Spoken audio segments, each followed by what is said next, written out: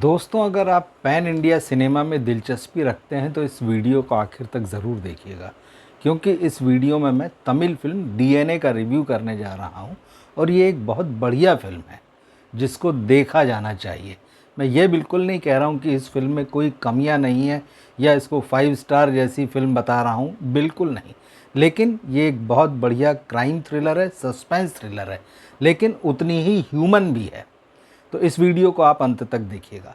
और अगर आप ऐसे दर्शक हैं जो बॉलीवुड की स्पेनिश और कोरियन फिल्मों की रीमेक से काम चला रहे हैं, या फिर जो साउथ की फिल्मों की रीमेक से भी जिन्हें कोई फ़र्क नहीं पड़ता कि ठीक है हमने तो देखी नहीं थी, हिंदी में आ गई तो हम देख लेते हैं, आप भी इस वीडियो को ज़रूर देखिएगा। क्योंकि ओरिजिनल फ़िल्मों के लिए आपको अपने आसपास देखने की ज़रूरत पड़ती है। अगर आप अच्छा सिनेमा बनाना चाहते हैं तो आप अपने आसपास की दुनिया से कहानियाँ ले सकते हैं। ऐसी घटनाएं होती हैं, अगर आप नज़र रखें, आप थोड़ा सा संवेदनशील बने, जो आपको बेहतरीन कहानियाँ दे सकती हैं। और ये जो एक मुंह छुपाने वाली बात है कि अरे हम तो रीमेक कर लेते हैं, क्या फ़र्क पड़ा, दूसरी भाषा में बनी थी, हमने हिंदी में बना ली क्योंकि हमने तो ओरिजिनल देखा ही नहीं था।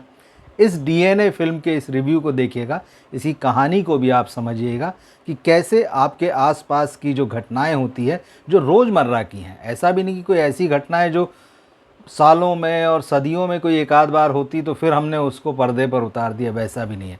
तो मैं आपसे भी कहूँगा कि अंत तक इस वीडियो में साथ बने रहिएगा।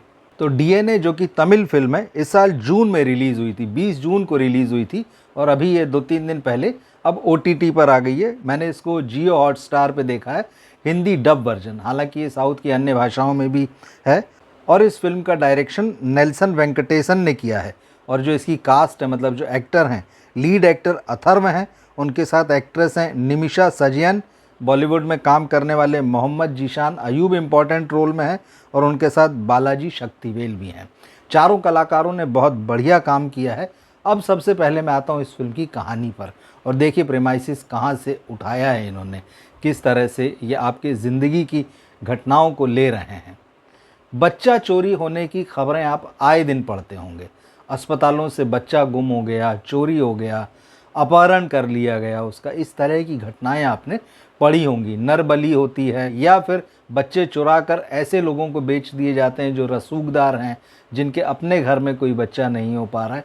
ऐसी तमाम घटनाएं पढ़ते हैं। लेकिन आप सोचिए कि क्या बॉलीवुड का मेन स्ट्रीम प्रोडक्शन हाउस या बॉलीवुड का मेन स्ट्रीम सिनेमा जो है ऐसी कहानी पर ध्यान देता है? मगर डीएनए वही एक कहानी है। और मैं इसको बहुत डिटेल में नहीं बताऊंगा, आपको सिर्फ उसका प्रीमाइसिस समझाता हूँ, आप उसका इम्पोर्टेंस भी समझ जाएंगे। कहानी यहाँ पर आनंद और दिव्या की है। सिंगल रहते हुए दोनों की ज़िंदगी ऐसी नहीं है कि उनके परिवार वाले उनको खूब प्यार करें, उनकी रिस्पेक्ट करें, क्योंकि आनंद जो है वो शराबी है, उसका एक ब्रेकअप हो चुका है, अच्छी फैमिली से है, तो उसके परिवार वाले किसी भी हाल में उसकी शादी कराना चाहते हैं। और दूसरी तरफ जो दिव्या है वो बॉर्डर लाइन पर्सनैलिटी डिसऑर्डर से ग्रस्त है। उसको बहुत सारी चीज़ें जो है नॉर्मल समझ में नहीं आती है, या उसकी ज़िंदगी जीने का तरीका है वो सामान्य लोगों की तरह नहीं है। तो उसके फैमिली वाले भी चाहते हैं किसी भी तरह से लड़की के हाथ पीले कर दें और बला टले। अब चूंकि दोनों को ही उनके परिवार वाले कोई ख़ास तवज्जो नहीं देते हैं, इन दोनों की शादी करा दी जाती है।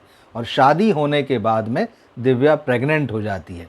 मगर वो इतनी समझदार है कि उसको चिंता होती है, वो अपने पति से पूछती है कि मेरा जो बच्चा होगा, अपना जो बच्चा होगा, अगर वो मेरी ही तरह समस्याग्रस्त हुआ तो क्या तुम उसकी देखभाल करोगे? वो जवाब नहीं देता है, लेकिन उसका हाव भाव और सारा एक्शन बताता है कि वो कितना केयर करता है। अब इसके बाद में जब मामला डिलीवरी तक पहुंचता है और अस्पताल में बच्चे का जन्म होता है, ये बहुत ही खूबसूरत सीन है, बड़ा दिल को छूने वाला सीन है। और जब वो बेबी होता है और उसकी माँ को दिया जाता है, माँ कुछ सेकंड्स को उसको अपने सीने से लगाती है, और फिर उसके बाद में नर्स उससे ले लेती है कि बाद में बच्चे को धो पोंछ कर, नहला धुला कर, और फिर उसको मार्क करके टैग लगाकर इनक्यूबेटर में रखा जाता है। और फिर जब 1-2 घंटे बाद उसको वापस लेकर आया जाता है, तो माँ उस बच्चे को अपनी गोद में लेते ही, छूटते ही कहती है कि ये तो मेरा बच्चा नहीं है। और सब हैरान रह जाते हैं, क्योंकि अस्पताल बहुत बड़ा है, कभी ऐसी कोई शिकायत नहीं हुई, कोई ऐसा केस नहीं हुआ। वो माँ कहती है कि ये बच्चा मेरा नहीं है। और अब यहाँ सबको ये लगने लगता है कि क्योंकि वो बॉर्डर लाइन पर्सनैलिटी डिसऑर्डर से ग्रस्त है और डॉक्टर कहती, जिसने इनकी डिलीवरी कराई है, वो कहती कि ये पोस्टपार्टम साइकोसिस का केस है, मतलब प्रेगनेंसी के बाद में, चाइल्ड बर्थ के बाद में कुछ महिलाएं इसकी शिकार हो जाती हैं, डिप्रेशन, तनाव या और भी समस्याएं होती हैं। तो बोले ये उसका केस है, बच्चा उसी का है। लेकिन ये माँ जो है, दिव्या जो है, किसी भी तरह से ये एक्सेप्ट करने को राजी नहीं कि उसको जो बच्चा दिया गया है, नवजात शिशु है, दूध पीने वाला, कुछ ही घंटे पहले पैदा हुआ है, वो बिल्कुल मना कर देती है कि ये बच्चा मेरा नहीं है। हालांकि वो उसकी केयर करती है, उसको साथ में रखती है, उसको अपना दूध पिलाती है अपने बच्चे की तरह, मगर वो इस बात पर अड़ी रहती है कि ये बच्चा मेरा नहीं है।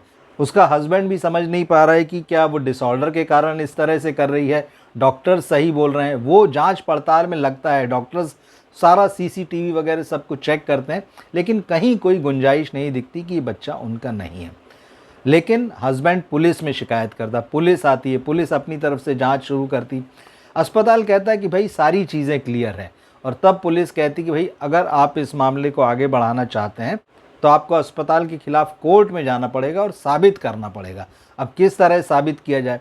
तो फिर एक ये बात निकल के आती कि अगर डीएनए टेस्ट कराया जाए और बच्चे का डीएनए मैच नहीं करता है तो फिर कोर्ट जो है इस बात को मान लेगा, और ये चीज़ें जल्दी से जल्दी करनी है। तब डीएनए टेस्ट में ये बात निकलती है कि ये बच्चा आनंद और दिव्या का नहीं है।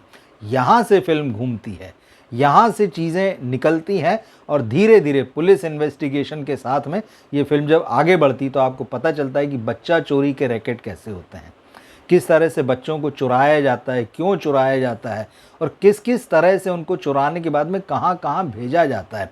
एक बहुत बड़ा नेटवर्क होता है, और इसके बाद ये फिल्म थ्रिलर की तरह चलती। हालांकि डायरेक्टर ने ह्यूमन एंगल को पकड़ने की कोशिश की, लेकिन फिल्म को धीरे धीरे वो थ्रिल और एक्शन के जोन में ले जाता है, लेकिन अपनी बात से भटकता नहीं, ये अच्छी बात है। इसी कहानी में अगर एक्शन से ज़्यादा ह्यूमन कंडीशंस पर ध्यान दिया जाता, या वो जो मदर है उसकी साइकोलॉजी को और खंगाला जाता, वो किस तरह से सफ़र कर रही इस चीज़ को और बेहतर ढंग से दिखाया जाता, तो शायद इस फिल्म का कद और बड़ा होता। मगर डायरेक्टर का उद्देश्य जो था, इसको क्राइम और थ्रिलर की तरफ और सस्पेंस की तरफ ले जाना था, वो उसमें कामयाब हुए हैं।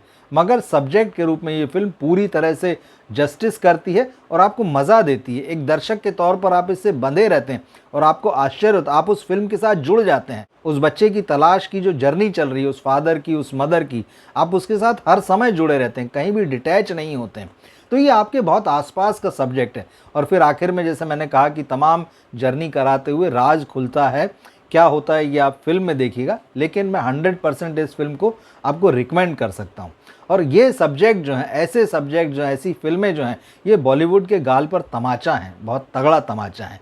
जो ये कहते हैं कि अरे यार हम कहाँ ओरिजिनल राइटिंग करवाएं, हम कहाँ ओरिजिनल कहानियाँ ढूंढें, स्पेनिश फिल्म का रीमेक बना दो, सितारे ज़मीन पर कर दो उसको, फिर कोरियन फिल्म का ऑफिशियल अनऑफिशियल रीमेक बना दो, और फिर उसको कहो ये तो सैयारा बन के रिकॉर्ड तोड़ रही है।